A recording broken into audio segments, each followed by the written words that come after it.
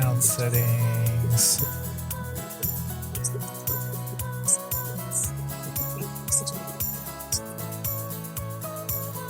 Hey guys, welcome to our call tonight. We'll just get you on mute. If you could just double check, make sure you're on mute.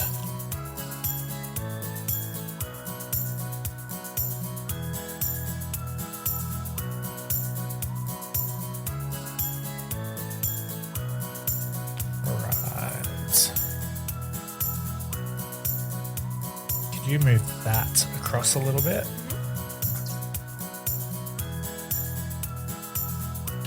All right, new setup.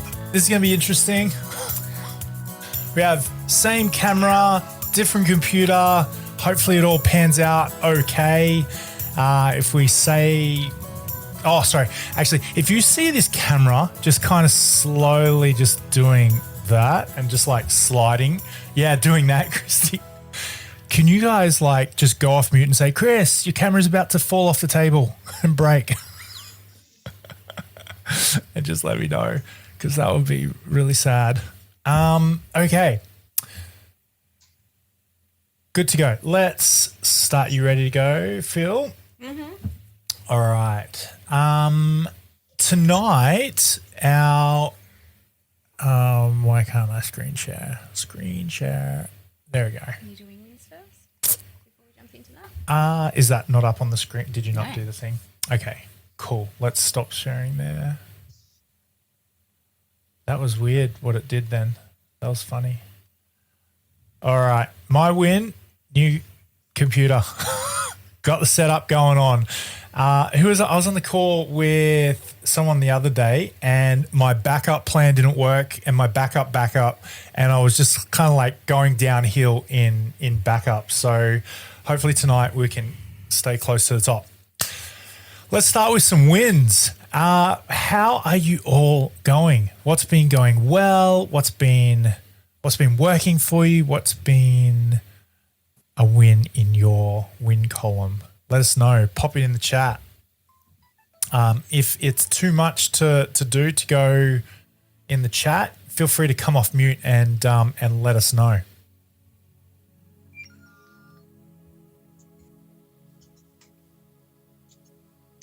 Jay, did you want to say something? No? You came off mute? Didn't mean to? Me? Yes. Oh, I did. Hi. Hello. No. I suppose I'm starting to learn how to keep my pain under wraps by the, how would you say it, rewriting the stories instead of going, well, okay, it's going to mean I'm going to lose a day of work because my neck's going out, my back's going out, it's going to be a lot of pain, I'm going to have to reshift all of my jobs to fit them all in. I'm going, okay, it's just a little bit of pain. It's all good.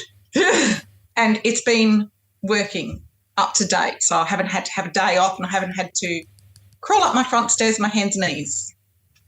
So that's awesome. So cool. Good stuff.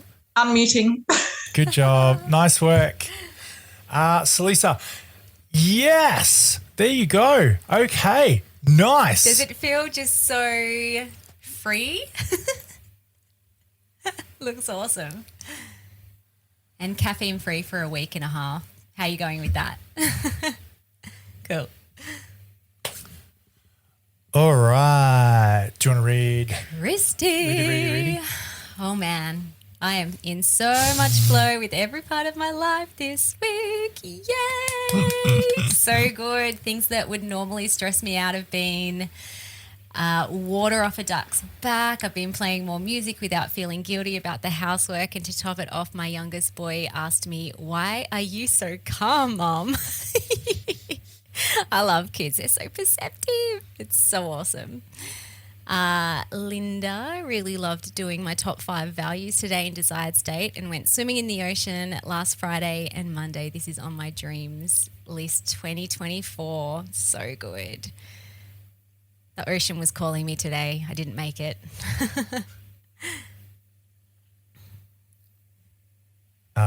Give me 2 seconds while I sort this out. Rach was having quite an anxious moment and tried to access my anchor. I felt like it wasn't as strong as usual and didn't help settle the anxiousness. I completed some rich imagining and felt the safety, comfort, and warm sunlight to build it again and felt the calm. So good. We're going to tap into some of that sort of stuff today. Fern, I had a great weekend, got out more, better quality of life. I love it. So good. Anyone else who hasn't put anything? Even if it's a small thing.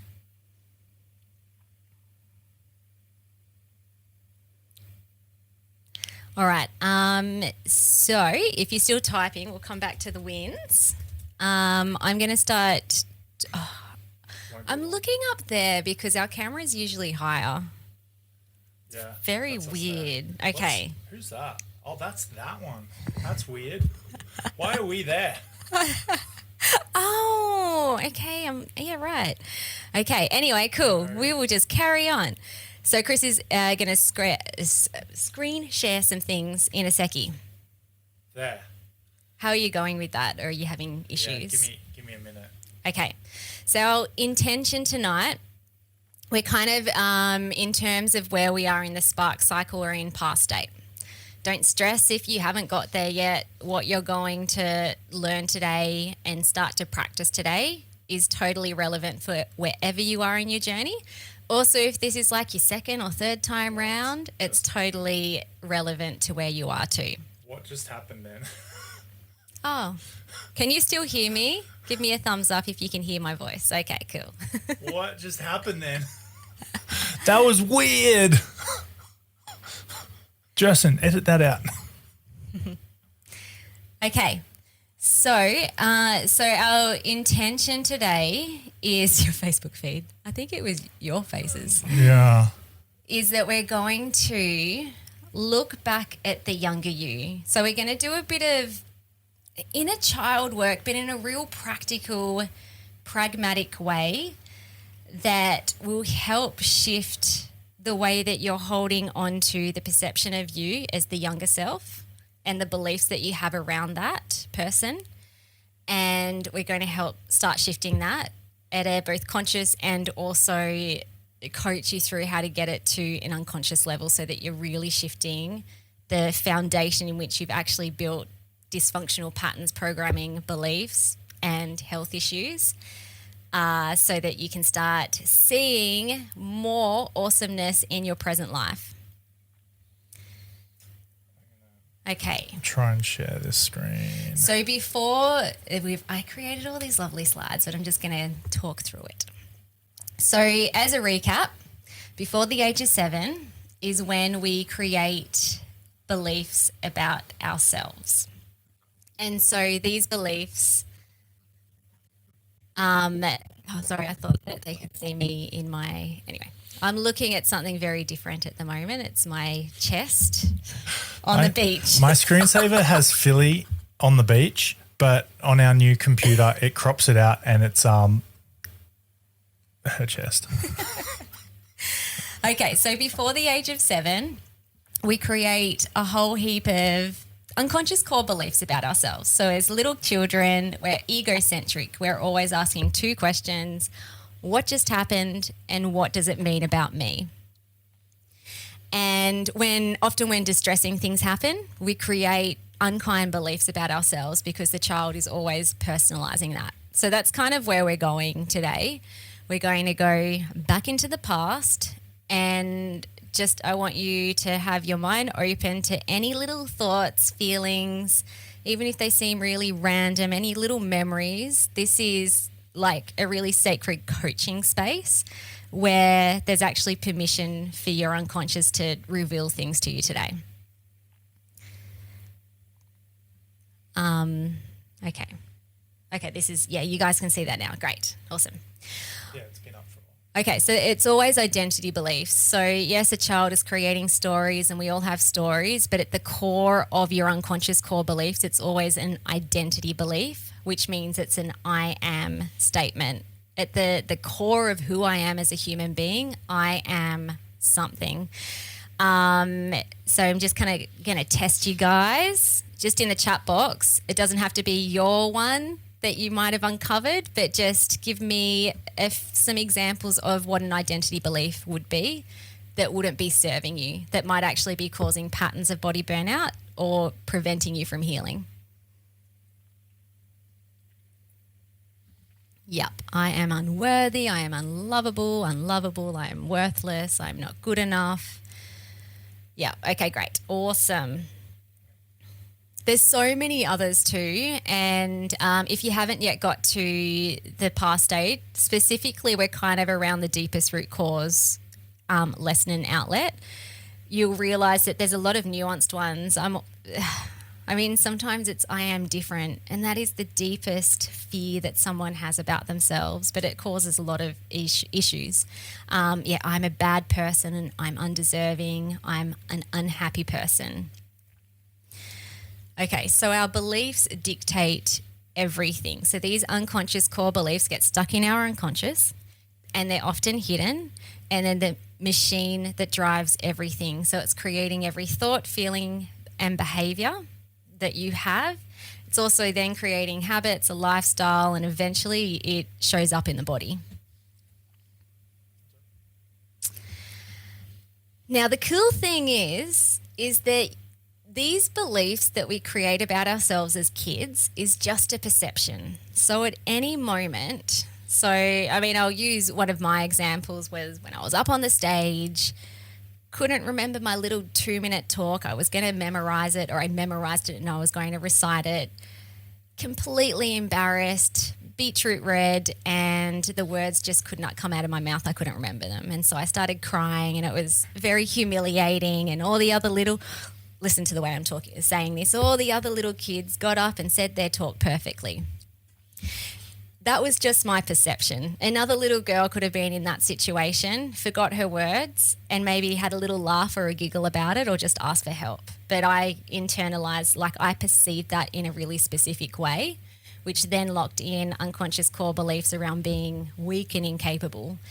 So this blows my mind that at any second, we are exposed to over 2 million bits of information, but because our brain would explode, we only take on 5 to 7 chunks of information. So that means we're deleting, distracting, distorting almost all the other little bits of information that we could take as evidence to mean something about our existence in the world, which is kind of cool, because then it's like, all right, well, if we chose just a really small selection of information, then there would have been so many other meanings we could have made.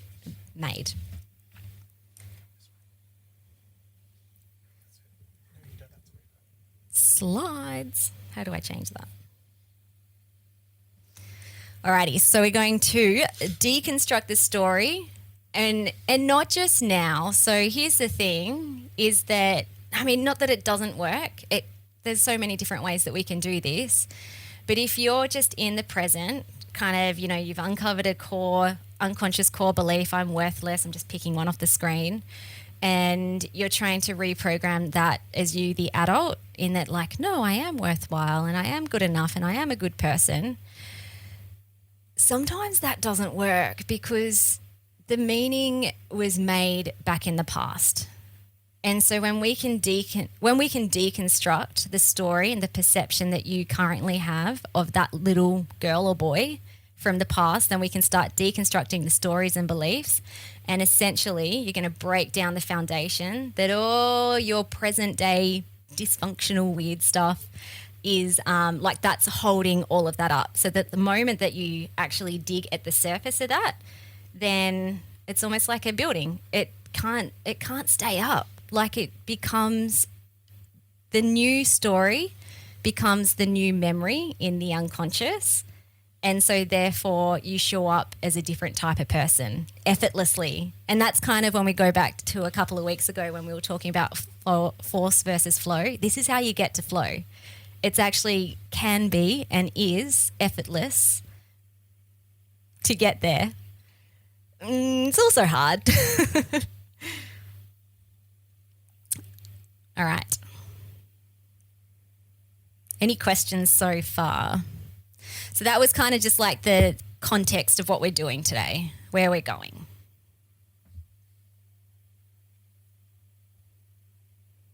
Oh, good. In the chat, guys, let's get some input after a download or a data dump.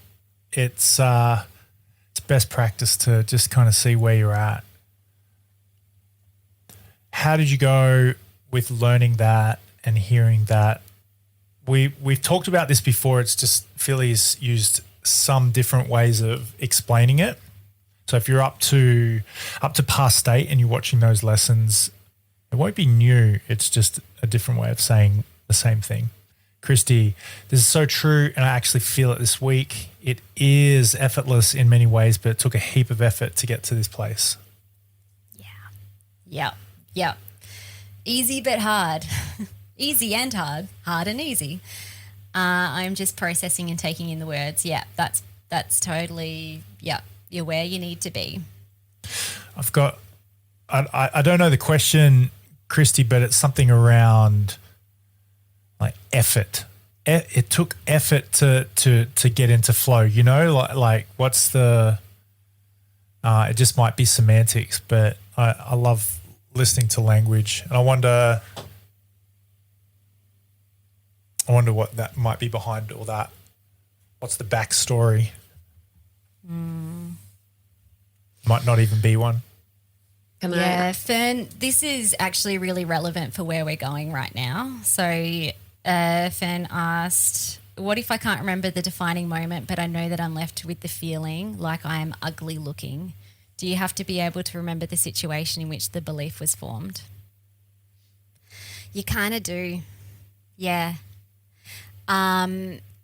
So when something painful happens, I mean, and like a classic example of this would be someone who had a really traumatic experience, and then their system is just like, we are just going to like completely repress that so that we never have to have that in our memory, in our forefront of our mind. When it's safe to know, you'll know. And so that's where trust of self comes into it as well, that the unconscious state, when it's like, hey, here's just a really important piece of information. Now I can trust you that you're going to do something with this and not kind of freak out. And also it's safe.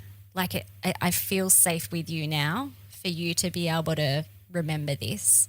So that story that I told you about on the stage, that wasn't the first. I thought that my defining moment was something different, which was fine. I just worked with that anyway. But then it was probably 2 months later. I think we were at a couples retreat actually. And that memory came to the forefront of my mind in such a strong way. And it's not like it was a repressed memory. It was something that I had remembered in the past, but I hadn't experienced it coming to my mind in such a way that it had and held so much importance. So I guess my answer to that is yes, it is actually important to know, but don't stress if it hasn't yet been revealed. Like it's like flow, it's flow, not force. I mean, you can force your way to try and remember something, but often that actually makes your system feel unsafe because it's like, come on, I need this right now. And your unconscious state is like, no, we've been hiding this for a really long time. I don't know if I'm ready yet. We'll probably get into it later, Fern, but here's a couple of really quick tricks on that one. It's and I'm speaking to anyone who might also be in the same boat as Fern here. I know you say you can't remember, but what if you did? What would you remember? And just take note of what you just thought of and what came up for you. Another one is, I know you might not be able to remember the situation which the belief was formed, but what are some situations where the belief was not formed? And go about it a different way. So find some opposite beliefs to when you had that belief about being ugly, and then that sometimes just loosens things up for you and you're like, yeah, but remember that one time where that one person said that one thing and I believed them? Like that might happen if you go about it that way. Yeah. Watch the recording back. Yeah, Rach, the bit that always sticks with me is the stories that we tell ourselves are formed from such a young age. It breaks my heart and brings such sadness, but also a protectiveness that I feel to heal these beliefs for little Rachel. Yeah, and that's where we're going. Okay, scrunches. So there's some questions. My intention was that we won't spend too much time on this. We've done this in other workshops, but it's in the deepest root cause lesson. What I really wanted to work on is tonight more so is what else could be true. But so that you have something really tangible to kind of work on as we're coaching you through this, these are some questions that help you to uncover the deepest root cause belief and kind of like where it stemmed from.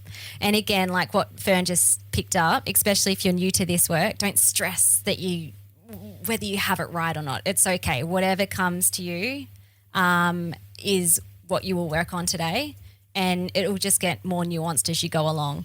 So anyone who's done this like a few or a couple of cycles of Spark knows you keep doing this work. It just gets more nuanced, and it also it's like practicing a muscle. It's like practicing something at the gym. You get faster, stronger, better at it. Okay.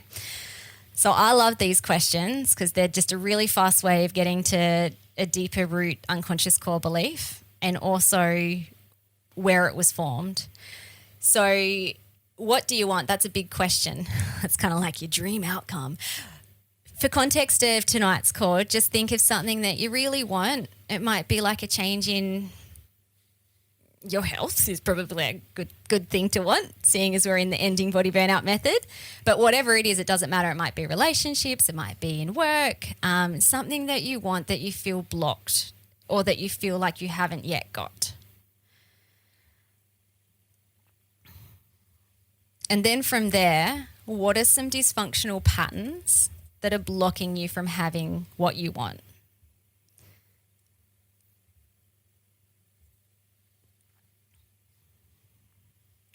And it might be like, we can probably help you more too if you pop that in the chat box. So maybe the patterns.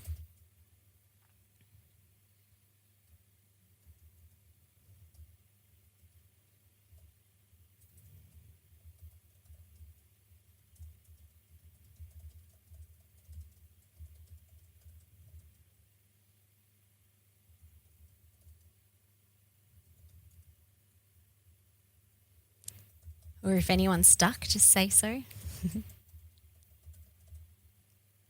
Let's roll up your sleeves and get to work tonight, guys. Dig into this self. Yeah, okay. So, okay, so Lisa, that's kind of like a won't fit, or I don't, that's almost like a belief there. I'm too dumb. You've just gone straight to a belief rather than a pattern, which is fine. That's totally fine. You can get right down to beliefs that you can kind of see, yeah, this is a belief that's holding that pattern up. So too dumb. So if you turn that into an identity belief, which always starts with I am, if you just work with that for now, I am dumb. When was the first time you decided this was true? And remember, these unconscious core beliefs are usually created before the age of 7. But don't get too caught up on that. Like it could be before the age of 12, whatever. It doesn't matter. Even if you're like, oh, I don't know, I can't remember back that far. Just remember it back as far as you can. It might be in your teens. It might be in adulthood. That is fine. Rage. What do I want? To believe in myself, pattern, self-doubt, unwilling to try new things, fear of failure. Yep. And so then the next question for you, Rach, would be, what must you believe about yourself in order to behave this way? And sometimes that can be quite a confronting question as well. So it might be useful to zoom out and pretend that you're looking at someone else playing out these same patterns And just with objectivity, that's interesting. They keep doing things that block them from getting what they want. Well, what must they believe about themselves? Every behaviour has a belief underneath.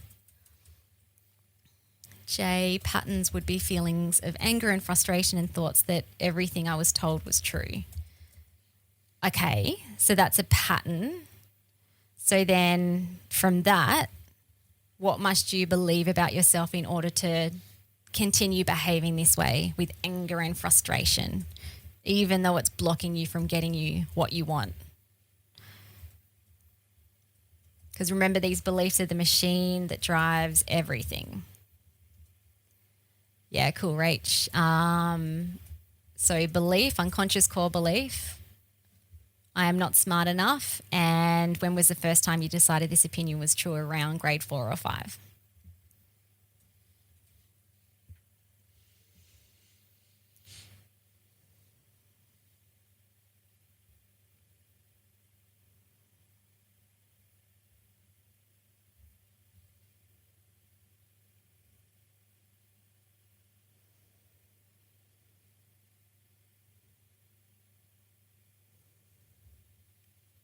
Can everyone, it's all good for those who have put in comments in, but just type in the chat box, everybody, if you're able to use your fingers. Why, if you're answering the questions, and if you're like, I'm so lost.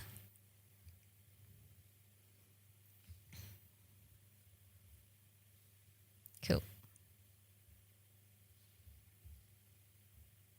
Awesome.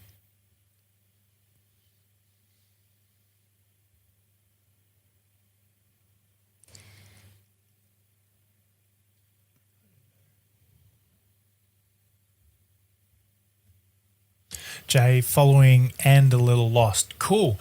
Do you want to go off mute again, Jay?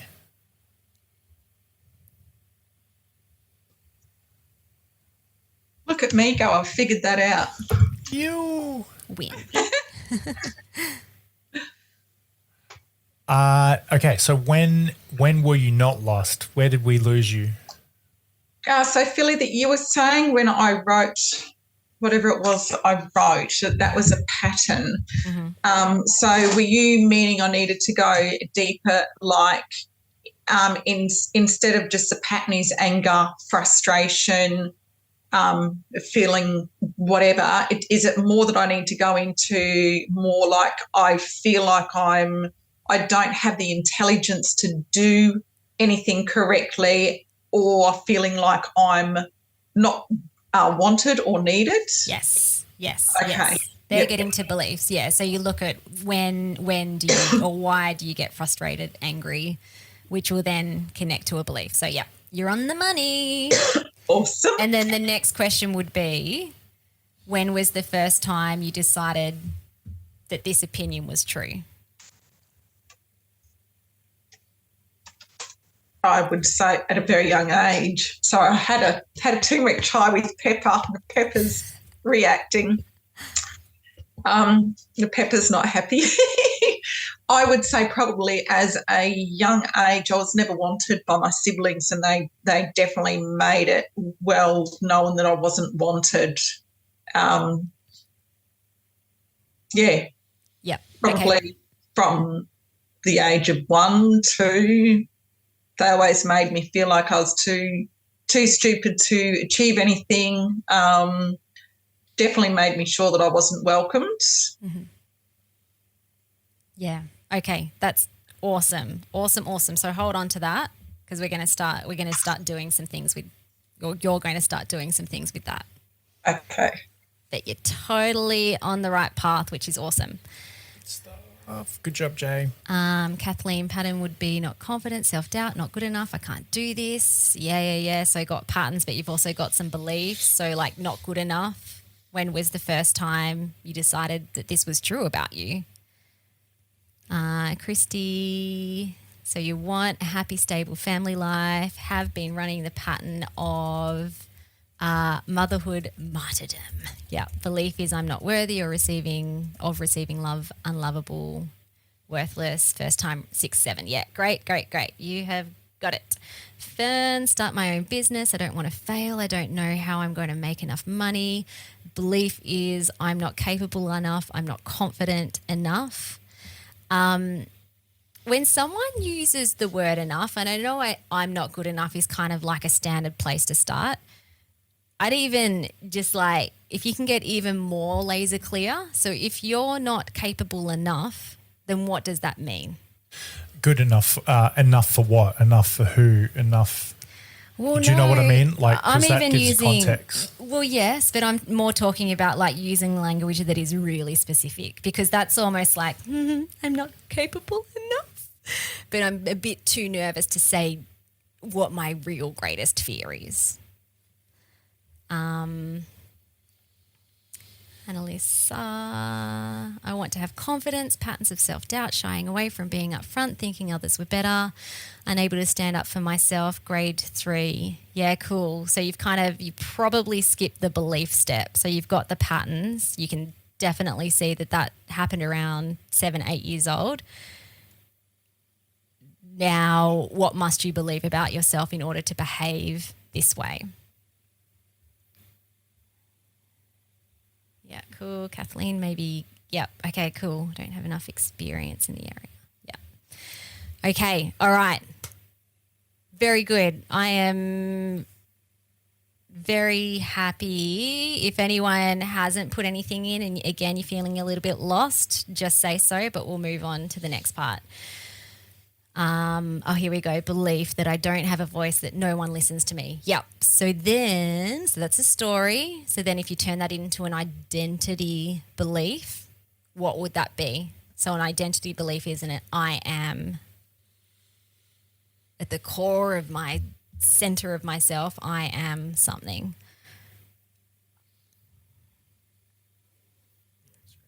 Yes.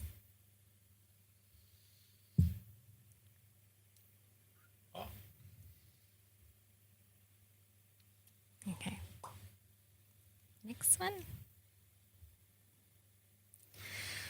Okay, so as you've been breaking that down, mapping that out, even if you haven't been putting anything into the chat, but you're just kind of thinking about this, what is your perception of the younger you? So if you kind of like, you can even close your eyes, I am right now, and you think back to that little girl or boy in kindergarten or year 3 or whatever it is, or even 1 year old, what is your perception of that child? And often there's a lot of mixed emotions and a lot of mixed perceptions, but what are you, like when you think back to the younger you, are you just filled with like light and sunshine and like, oh, she or he was just magnificent. What an extraordinary human being. Or not.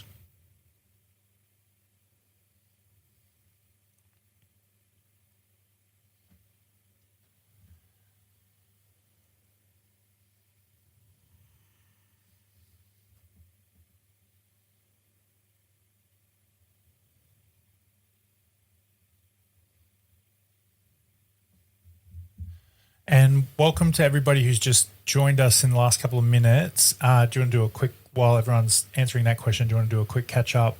Yes. We're Cliff going. notes? How do I put all that into like a... I was typing it in a message to you guys, and then I thought, what's quicker? Okay, so for people who have just jumped on, so we're in the past and we're looking at your perception of your younger you and the meaning, stories, beliefs that you created at a younger age. Okay, cool. Okay, so first of all, Jay, that's kind of just backtracking. Yeah, great. So you got to the belief, I am unwanted or I am unlovable. Yep. And then Christy's perception, such a sweetheart, but too weak, too sensitive, time waster, off with the fairies, a little bit weird and different. Yeah. Oh, Trish, when you said no way, never felt like that, was that my description of like, she is just marvelous and wonderful and I just want to like squeeze her little cheek. She's so cute.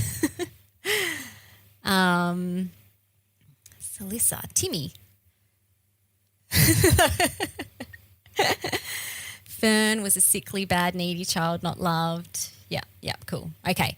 So generally our perception of our younger self, if we created these dysfunctional beliefs that have been the machine that's driving everything and is now shown up as dysfunction in your adult life, I'd be very surprised if someone looked back at that younger child and thought that they were magnificent.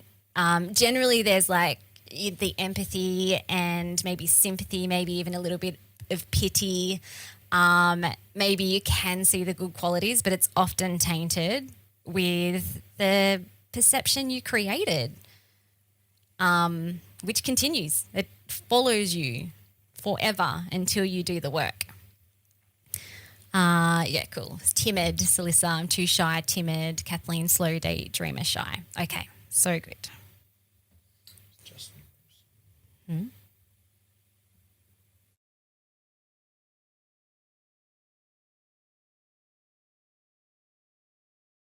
Don't know. Okay. 50 different alternatives. So we're going to start.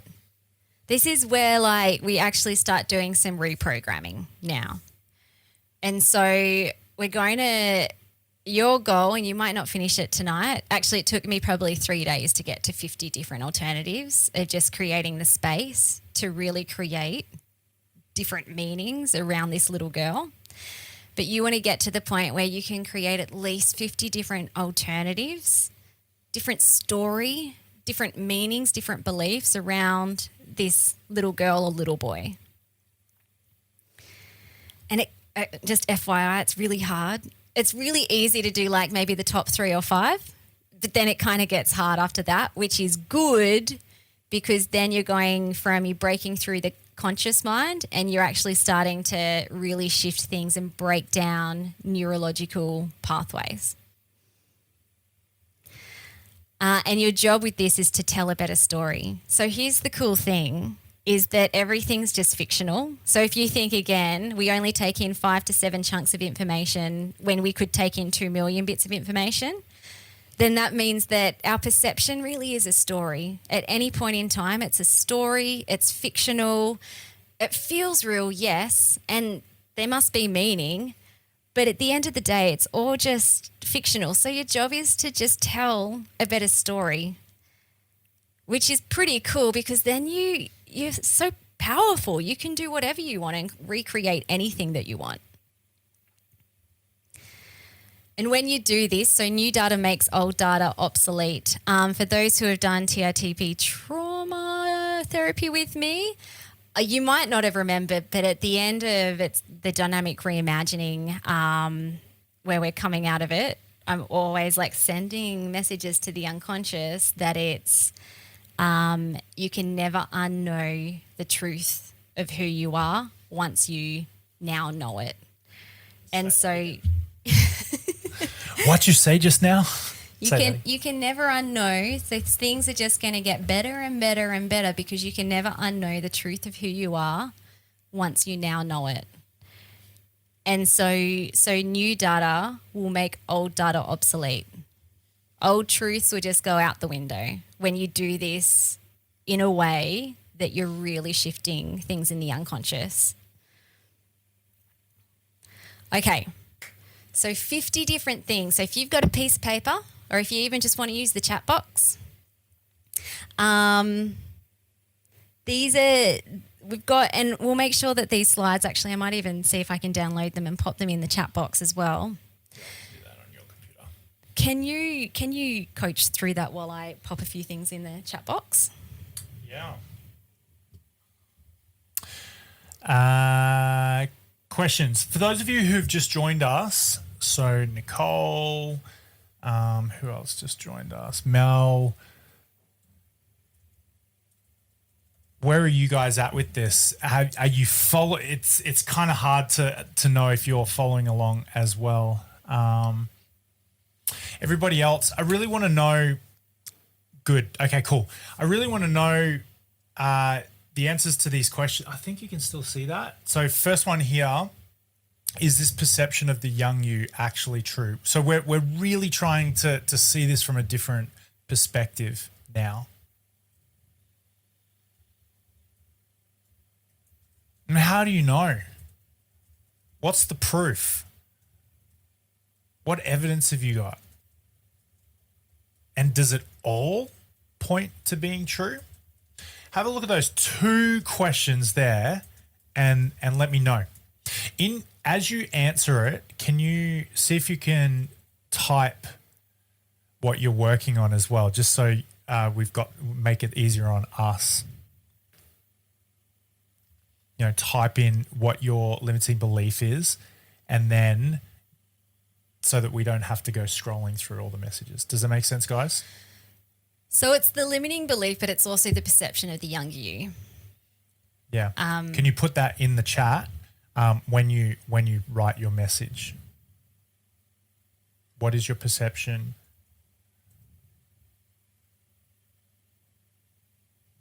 And then answer those first 2 questions.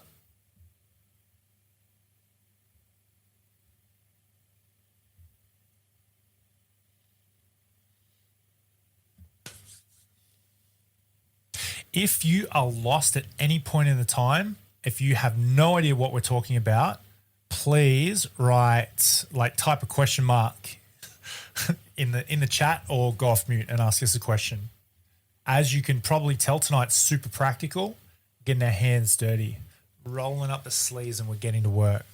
And also, go Celissa. Yeah, I think I'm just lost, but I've had a real busy day and I'm just having trouble processing it and taking it in. But I'm trying to think I can't remember much under 7 sort of thing. But I think that I know that I've blocked a lot out in my younger years. So I'm kind of trying to process and think, and then I'm trying to think with these next lot of questions. So I'm just trying to just take it in and then re-look at it and get it in my brain. Yeah, that is totally normal, by the way. Even for someone who might not have brain fog, it is I know I said the word easy. It's not easy. It is hard because it's all hidden. And so sometimes and I know that a lot of people when they're working through the Spark lessons, they'll kind of watch through all the lessons and then they'll go back and watch each lesson as they're doing the outlet so that they can kind of process that way. So it's totally fine if you just want to sit here. What I would say to you though is just be open to receiving anything. Weird, random, and that it's safe to know. It's safe to know is the most beautiful affirmation that you can use when you kind of get to this point when you might feel a bit stuck because you're I can't remember anything. I don't know. It's also, Celissa, I'm not saying this is what's happening for you, but for some people it might be. It's really hard to dig deep when you're staying at the surface. When you're scuffing around at the top, you really got to have something deep, meaningful to work on, something that's not conceptual, right? You got to kind of put your finger on something and then dig around there and answer these questions to that, right? When you don't have something specific to go on and you're just kind of thinking about or around what we're doing here, makes uncovering things harder.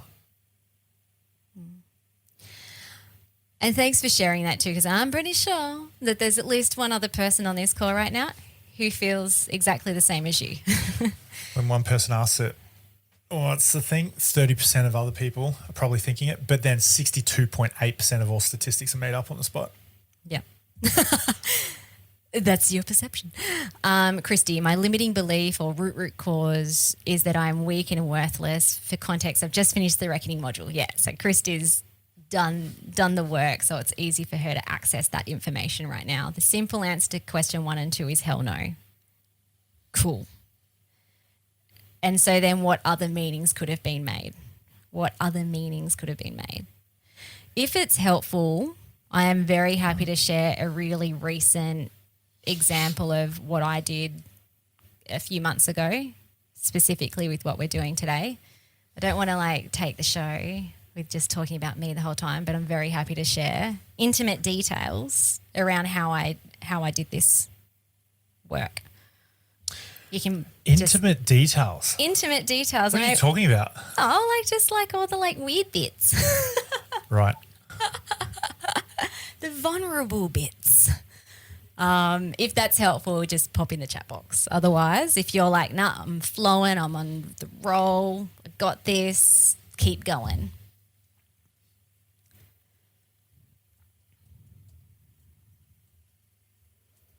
Yeah, Kirsty, but I definitely felt the way that Celissa did or does at the start until I started digging and allowing myself to get the thoughts on paper, not censoring myself helped a lot.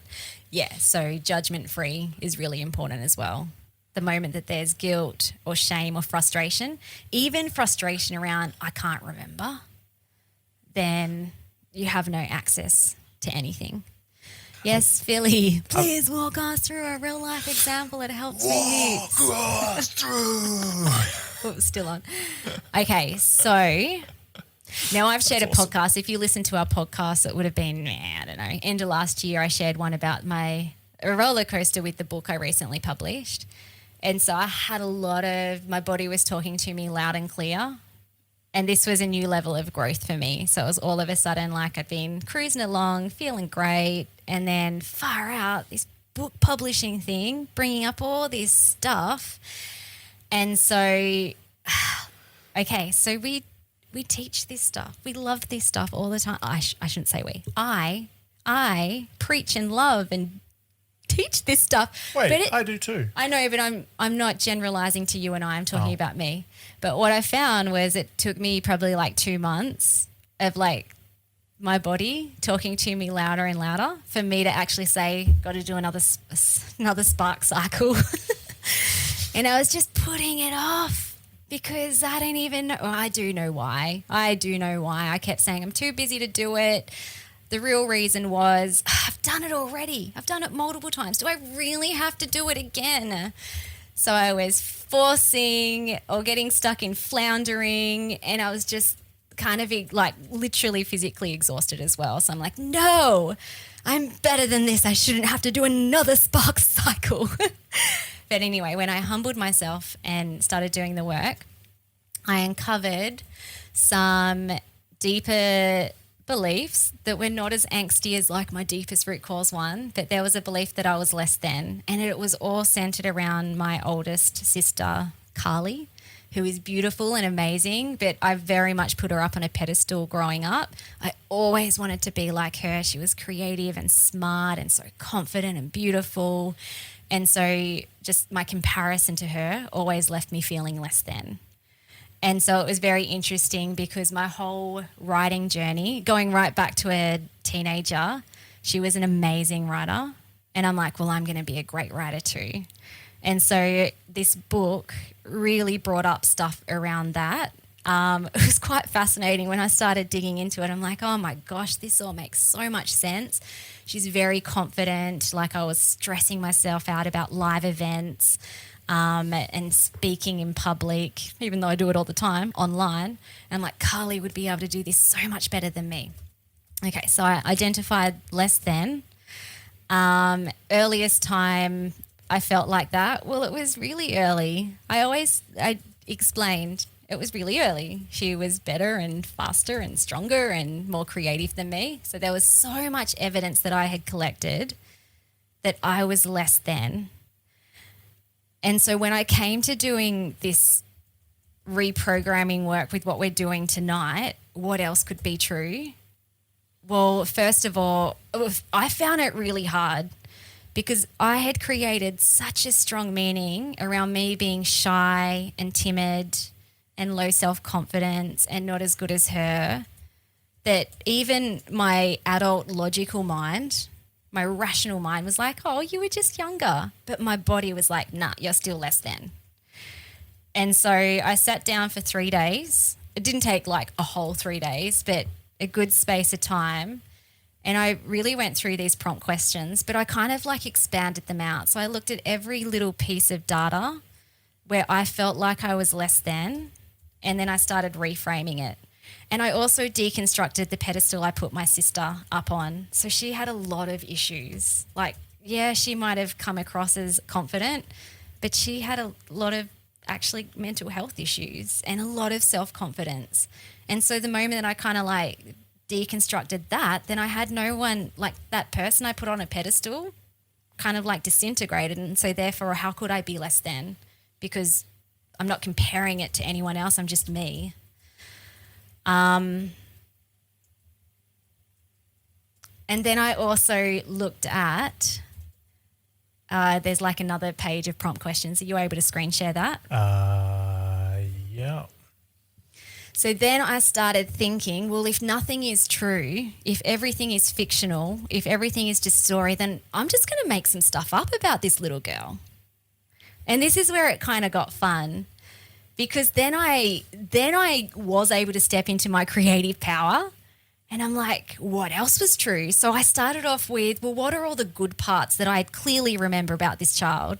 And I kept having this beautiful memory of me in a yellow tutu just dancing and making up dances in the living room. And I'm like, that was flipping awesome. And so, I took all those like actual real memories that I remembered, but then I added in some different ones as well. And I spoke to her as well as like the more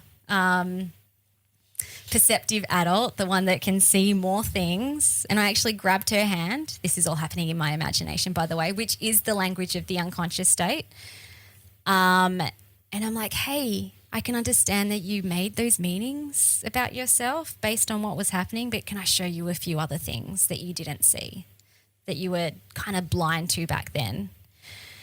Now, often people are creating these beliefs within their family of origin as well. And this is really cool because did you actually decide to be born into that family? No, you didn't.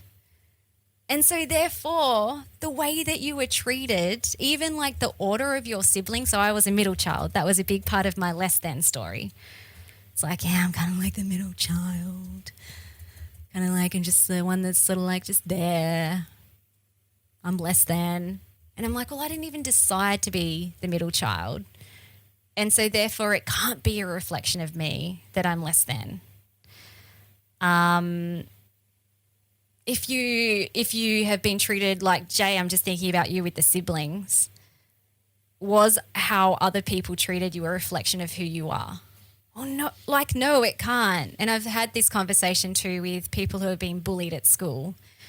It's like a bully, someone who is abusive, their treatment of you is only their treatment of themselves. And so therefore it actually has nothing to do with you as a human being. And this fourth question, so this is where we're like going like really out now.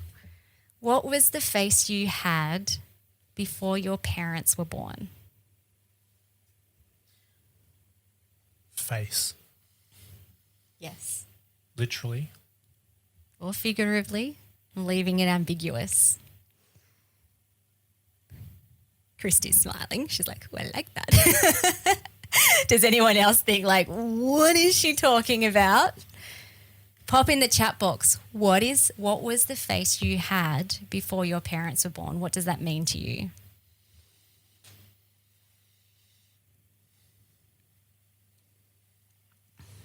Can you move that over? Oh, I see a happy face. I like that. Why?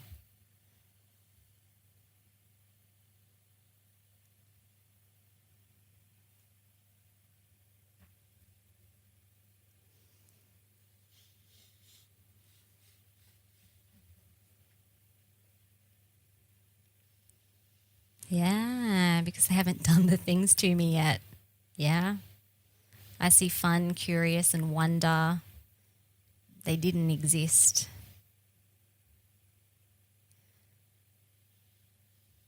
That question is so open to putting your own meaning into it. For me, it's like, well, who even was I before my parents were born? Like, I was matter.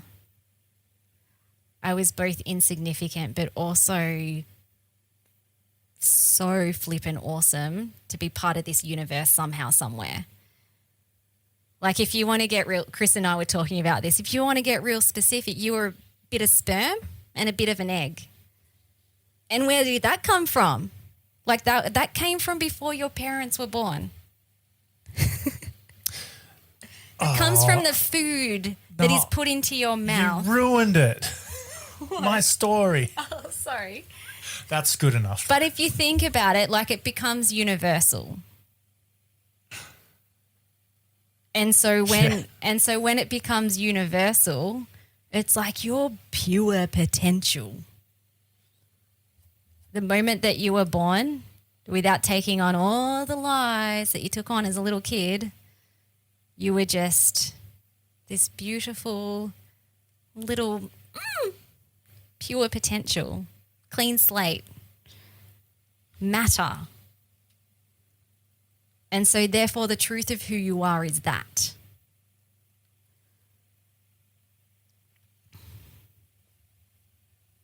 I see love. I like that.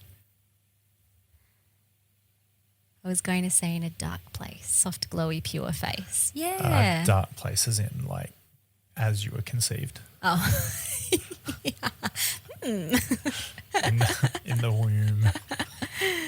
Christy, I believe very strongly in the many faces and bodies I have taken form within at different times in the history of life. So when I think of this question, I only see and feel a beautiful, pure heart, like the universal energy. Yeah. I see, thinking of Mel, thinking about it more, I see cosmic. Yeah. I kind of just see earth as well. It's like we're all bits of grass and soil and dust and atoms. Do we have any Maldives in this call? New Zealand? From New Zealand? Hongies? Don't think so. Does anyone know what a hongie is? Wait, do this.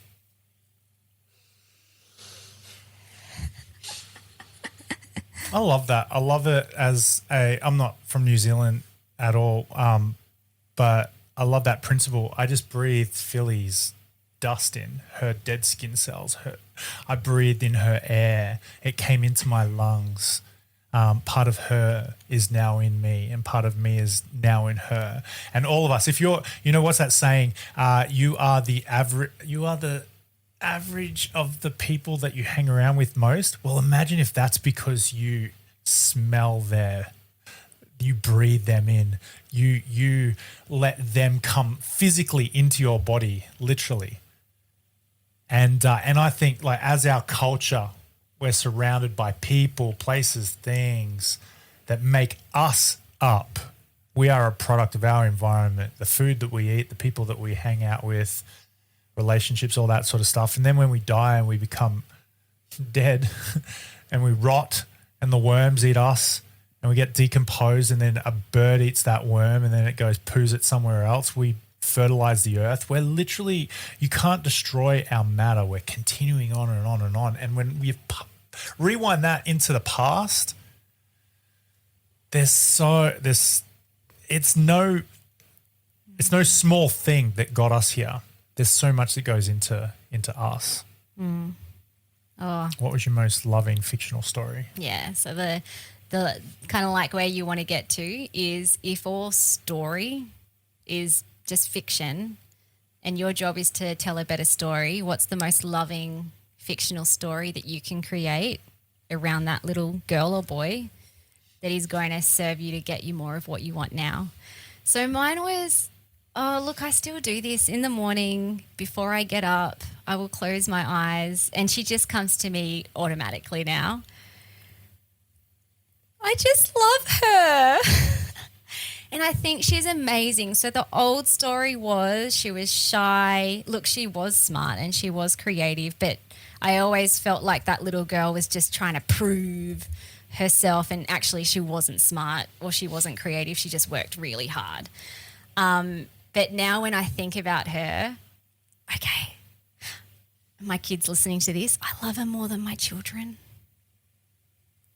because she also can't talk back to me. But like this vision or this memory that I have of her is so visceral and real that every time I think about my little person back in, like, I don't know, 35 years ago now, almost 40, I just think she's awesome. Like, she's flipping amazing. She is so cool. So I feel like my fictional story is more how I feel about her, and that it's like the autonomic, it's that neural pathway has been created, that new memory has been created, and I don't even have to try to feel really excited about her. She's just there. So that's where you want to go, where when you think about the younger you, it literally is the new memory. And she or he is flippin' awesome. Even the little girl who got abused by her siblings. Oh my gosh, she was amazing. And they didn't even know it. Far out, she was awesome. She was strong. She survived.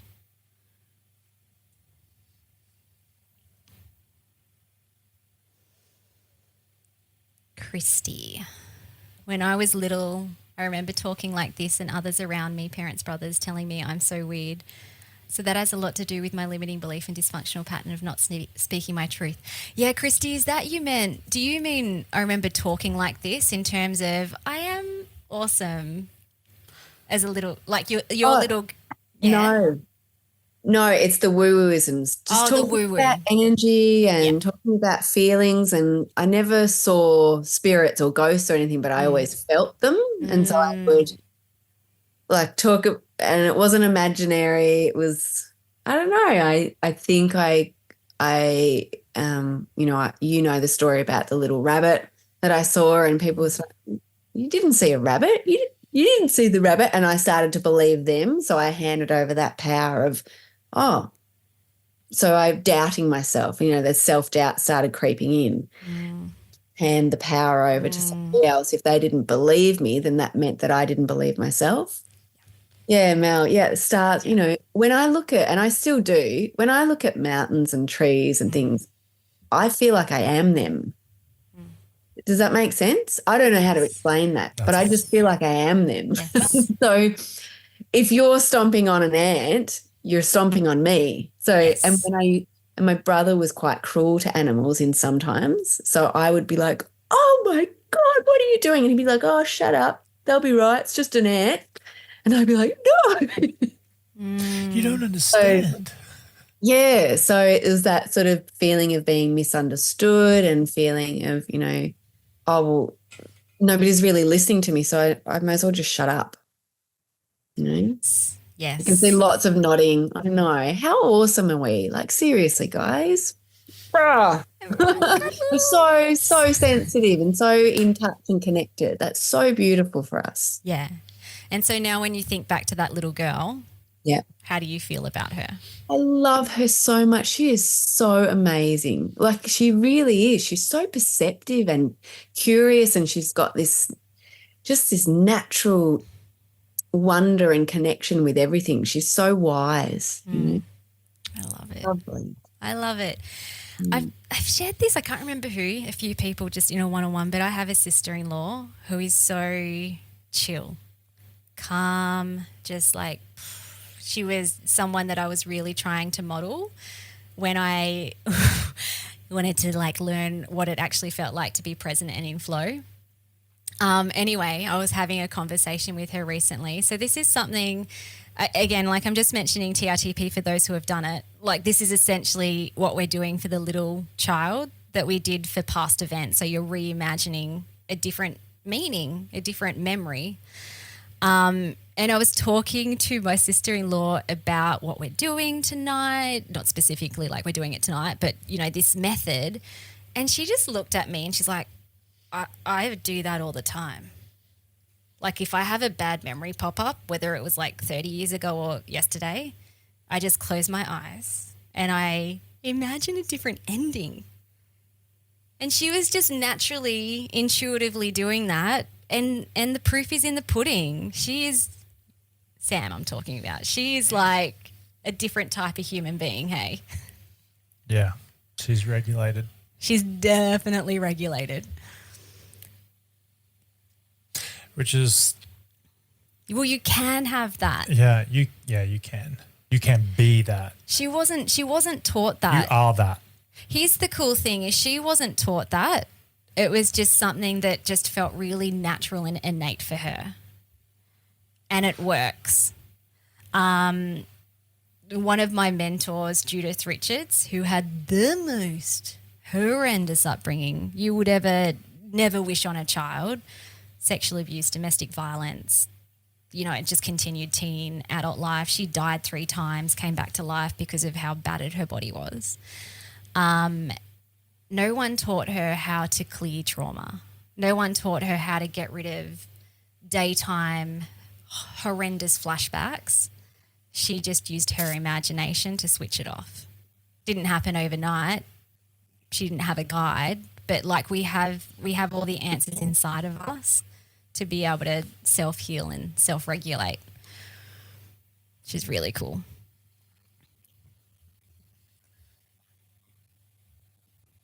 Okay. So just if anyone has any questions, by the way, or any insights, pop them in the chat box. But I just want to share the last few slides and then we'll open it up if anyone wants to get some coaching. Did you say to get to 100? Yeah. There was a... Oh. Okay. Oh, my gosh. Okay, some additional prompts too if you're kind of getting stuck. So your goal, whether you do it today or when you get up to it in past state, is totally fine if you wait until you get here. But in the outlet that I put in the chat box, you really want to get to like 50, if not 100, or however many alternatives that you need to put down on paper or speak it out until you have this autonomic memory and feeling of this younger you, the way that I described it. And look, it is a lot. So you could look at different areas in your childhood where this perception of you played out. Family, school, sport, whatever it is, where the younger you showed up unresourcefully in your perception. And you can also move through your timeline. So there may be some events in your teens, adulthood. I had a real sticky point kind of like in my early 20s that I held a lot of guilt and shame around. And I'm like, I got to work through this because I want to look back at that 18 to 21-year-old and just love her. Just to deeply love her and think that and know that she was awesome. And then it can also help if you want to do present state stuff as well.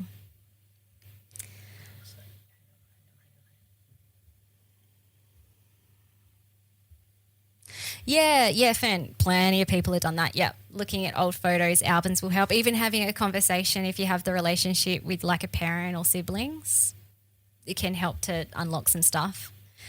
Okay, so just really quickly, what we're trying to do here is go beyond the conscious mind. So the conscious mind is only 5%. All this stuff is stuck in the unconscious. And that's why it's 50 to 100 different alternatives, because that's going to break down a whole heap of neural pathways that have never been touched. And those neural pathways are in your unconscious mind. And you keep going until you feel it, until you think back to that little 5-year-old, 10-year-old, whatever age, and you just love him or her. They are just the best.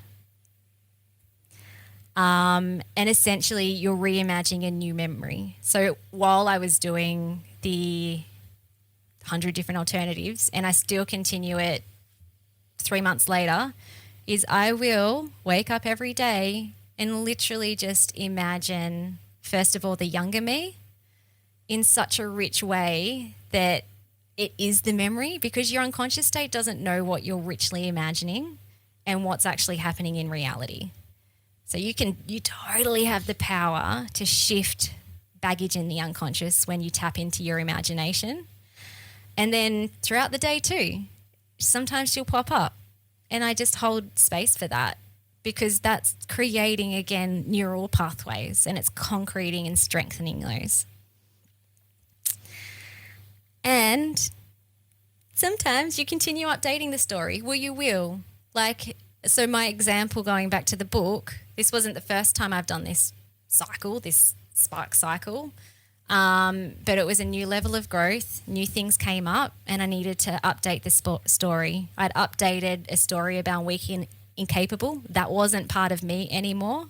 But this new thing, or old thing that was now surfaced, less than, was. So I continued updating that story. Okay, questions? Anyone want to unpack anything? Also, too, like, we're mindful of the time as well, so that kind of like concludes our main workshop for tonight. So if you have to jump off, that's totally fine. But if you wanted to stay, if you have any questions or you want to unpack anything, we are very happy to do that with you. Bye. Have the best night ever, guys. Thanks, Mal. Questions, team. Jump off mute. Let us know what your insights are, or let us know some questions. No worries.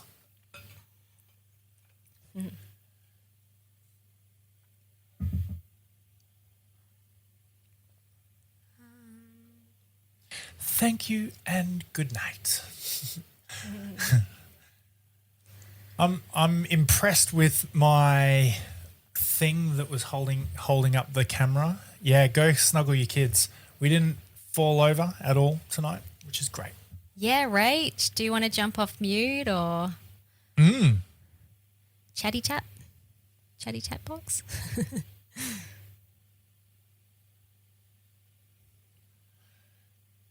Chat box or chat out loud?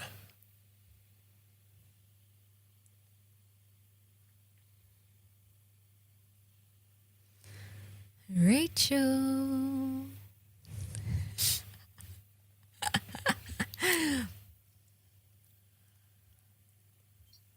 Can I ask something while we're waiting for Rachel, maybe?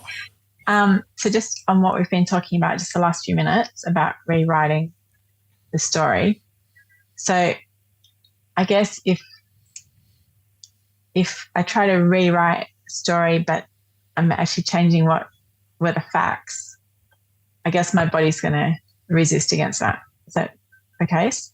Yes. Yeah. So it's just my perception. Yes. Okay. And that's what I meant by when I started doing it. It actually felt really hard because it's like, no, that's not how I remembered it. Yeah. Right. So that's where, as you're going through the different alternatives, you'll start loosening it up, and you'll get to a point. It might be like 30, it might be 50, maybe you have to go to 200, whatever point you'll get to, though, where it's all of a sudden it's like, oh, and this was also true. Oh, and that wasn't true, but this was true. And then, like, that's when you feel, when you start getting into flow, then you know you're breaking some pretty strong pathways. Okay, cool. And you're taking it really seriously. I know I talked about, like, it's only fiction and nothing's real. Your body thinks it's real because it's holding on to a way of thinking and being. Yeah. But yeah, you'll get to the point where it's just like, oh, this actually feels really good. Yeah.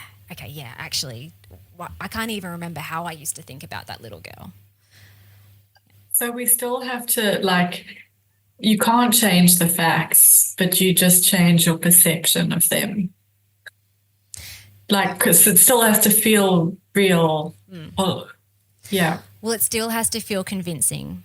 Yeah. So that was that last question. What is, so your job is to tell a better story. So what's the most loving fictional story that you can tell? I probably should have also added that is convincing to your unconscious, to the younger you, to you now. So it does have to feel like the new reality. Can I give a personal story on this? I had a fight with my dad growing up, and it was significant. And I can talk about it now without any emotion. Both of us have worked on it. One really key way that I worked on it was doing, before I even knew that this was a thing that we did tonight, I did this with my dad. So a fictional story. Another word for fiction is imagined or perceived or kind of, what does Sherlock Holmes do? Deduced. Is that the word? Yeah, that's the word. Hey, so I deduced that my dad was going through some stuff at that time. I don't know. He hasn't told me specifically. He actually can't remember that this experience after we've chatted about it. But I deduced that he was going through some stuff at that time and he was finding life really challenging.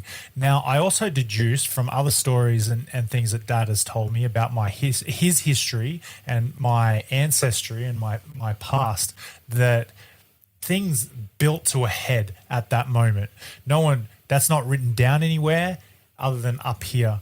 And I believe that so much. Like, it just makes so much sense to me. Like, that's my language. If it makes sense, if I really feel it. And so then I thought, okay, cool. Well, that's a really believable interpretation of events from their perspective, not excusing actions and behaviors, but that goes a long way to say, no flippin' wonder he did the things he did and behaved the way he behaved, not excusing at all, stuffed up, made mistakes. So therefore, how can that possibly be about me? And I, as soon as I had that insight, I was just like, bang, I actually have no emotional attachment to those really challenging, traumatic events anymore, because literally, logically, every cell in my body just doesn't believe that he was the best version of himself, and that has nothing to do with me. I choose to believe something else.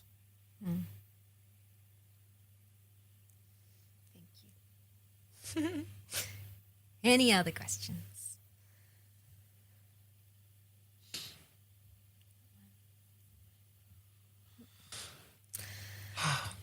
Hey, I've got a question for you guys.